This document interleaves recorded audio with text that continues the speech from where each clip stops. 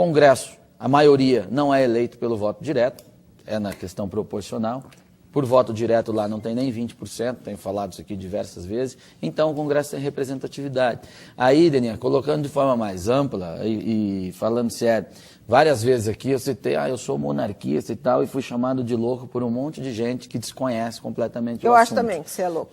Tudo bem que você acha que é louco, mas você também não conhece o assunto. No caso da monarquia. Não tem. Se o Brasil, qualquer país monárquico, Inglaterra, Suécia e tal, se acontece esse tipo de crise que está acontecendo aqui no Brasil, o monarca vai, dissolve o Congresso, convoca novas eleições, zero o jogo, nova representatividade, o povo escolhe novos representantes e a vida segue. Você resolve uma crise muito mais facilmente do que essa. Aqui nós estamos discutindo a crise do Congresso, a crise do presidente, se vai reformar a política, se não vai, tudo errado, estamos todos perdidos, dando tiro para tudo quanto é lado.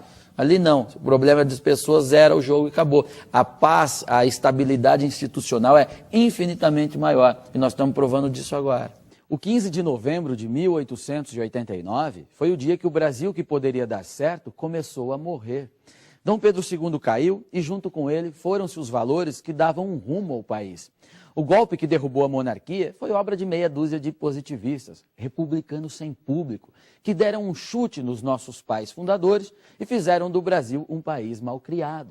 O Império tinha lá os seus problemas, mas nenhum deles seria e nem foi solucionado pela República. Muito pelo contrário.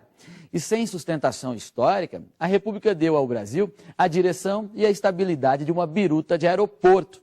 Tanto que em 124 anos, o país assistiu a um festival de golpes, revoluções, ditaduras e agora vive sob esse regime sindical, que é inimigo da liberdade e responsável pela maior degradação moral e cultural de nossa história.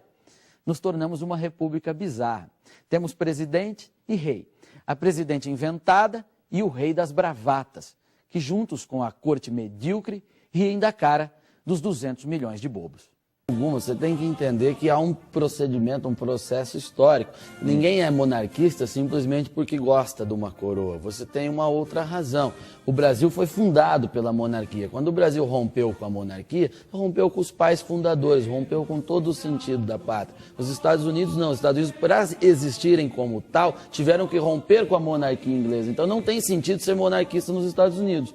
Lá o Partido Republicano é o guardião dos valores tradicionais. Já no Brasil, os valores tradicionais estariam na monarquia. Havia a sentinela do imperador. Aí nós chutamos isso tudo e abraçamos, acordamos 100 anos depois com o Luiz Inácio da Silva. Tá tudo bem, mas você não lembra daquela imagem de Marechal Deodoro da Fonseca, montado no seu cavalo branco, descendo a Avenida Rio Branco, no Rio de Janeiro?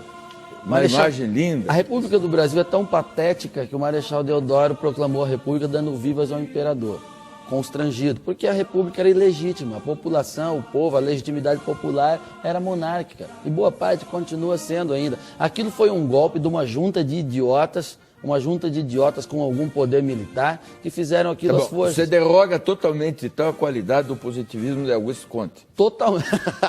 O Brasil é um dos poucos lugares do mundo que essa porcaria de positivismo acabou sendo levada a sério e deu no que deu. Positivismo, Conte é absolutamente patético, desprezível. Toda a história positivista, a educação positivista é uma tragédia completa e a república baseada no positivismo não pode dar certo. Resulta nisso que a gente está vendo. Mensalão, república sindical, antes, Revolução de 30, ditadura Vargas, ditadura militar, nada pode dar certo porque é ilegítima, é fundada em bases frágeis e rompimento com a história que era a história sólida, os pilares da nossa nação, que era a monarquia, a Casa Imperial, e viva o imperador de Dom Pedro II, a quem tem a minha eterna lealdade.